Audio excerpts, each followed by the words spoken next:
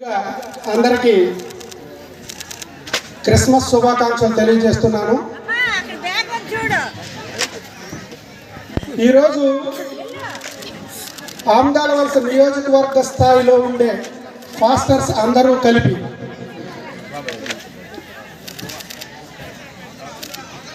కొంచాడ గ్రామంలో reverend doctor Ganta Sampath Kumar గారి అధ్యక్షతన ఈ నియోజకవర్గ స్థాయి క్రిస్మస్ సంబరాలను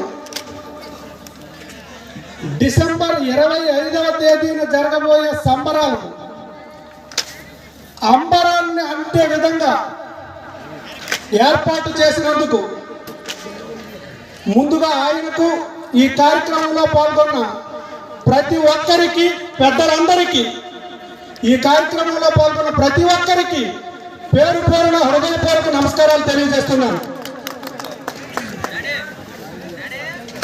మనకు ఏదైనా సంవత్సర కాలంలో ప్రతి నెలలో ప్రత్యేకతలు ఉన్నా లేకపోయినా జనవరి నెల వచ్చింది అంటే ప్రపంచంలో ఉండే మానవ జాతి మొత్తం నూతన సంవత్సర సెలబ్రేషన్స్ ఉంటాయనే ఆనందం. అలాగే భారతదేశంలో ఉండే ప్రజలందరూ ఆగస్టు 15 వచ్చింది అంటే ఖచ్చితంగా స్వాతంత్ర దినోత్సవ వేడుకలు అని చెప్పి గుర్తుకొస్తాయి. అదే సందర్భంలో డిసెంబర్ నెల వచ్చింది అంటే ప్రపంచంలో ఉండే మానవ జాతి మొత్తం క్రిస్మస్ సంబరాలు ఉన్నాయి. ఖచ్చితంగా డిసెంబర్ 25న క్రిస్మస్ సంబరాలు చేసుకోవాల్సిన పరిస్థితి అని చెప్పి ప్రతి ఒక్కరికి గుర్తుండే పరిస్థితి. అయితే దానికి కూడా ప్రత్యేకమైన కారణాలు ఉన్నాయి. అంతటి ప్రత్యేకత ఏంటి అని చెప్పి మనం ఒక్కసారి పరిశీలిస్తే, క్రిస్మస్ సంబరాలు ఎందుకు చేస్తున్నారు, దానికి గల విశిష్టత ఏంటి, అదే సందర్భంలో మనం జీసస్ క్రీస్తు మనకు ఏదైతే తెలియజేశారో దానికి మనం ఘన నివాళి ఏ విధంగా ఇవ్వాలి అన్న 3 అంశాలను ఖచ్చితంగా పరిశీలించాలని చెప్పి నా వ్యక్తిగత అభిప్రాయం. క్రిస్మస్ సంబరాలు మనం ఎందుకు చేస్తున్నాం?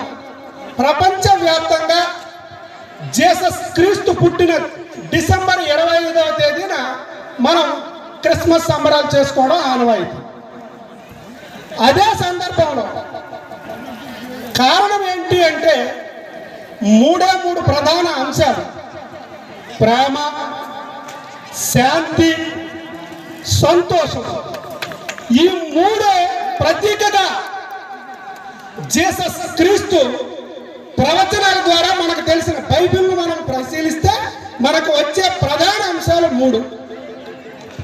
అదే సందర్భంలో అణగారిన వర్గాల కోసం, వెనుకబడిన తరగతుల కోసం ప్రేమే మార్గంగా ఈ సొసైటీ మొత్తం ఎటువంటి భేషజాలు లేకుండా ప్రేమ మార్గంలో నడవడం కోసం జీసస్ క్రీస్తు మనకు అందించిన సారాంశమే దీని ఉన్నతికి కారణం.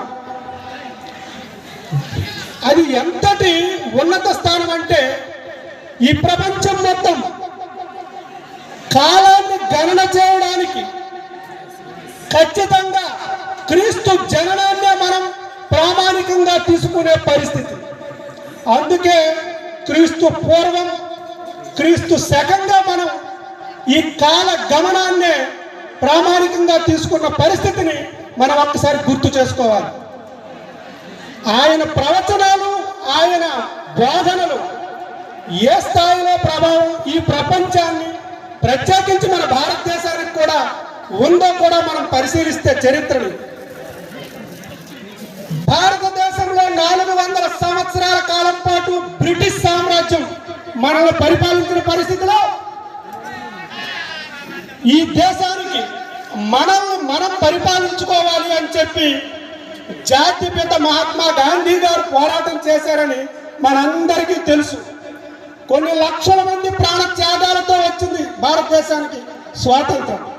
కానీ జాతి పితగా పేరు తెచ్చుకున్న మహాత్మా గాంధీ గారి జీవిత చరిత్రలో అహింస, శాంతి ఈ రెండింటిని నేను ప్రేరణగా తీసుకున్నది మాత్రం జీసస్ క్రీస్తు ప్రవచనాల ద్వారా అని చెప్పి ఆయన జీవిత చరిత్రలో పేర్కొనడం ఆయన పట్ల ఎంత ప్రభావం చూపిందో మనం ఒక్కసారి అర్థం చేసుకోవాలని చెప్పి తెలియచేస్తున్నాం.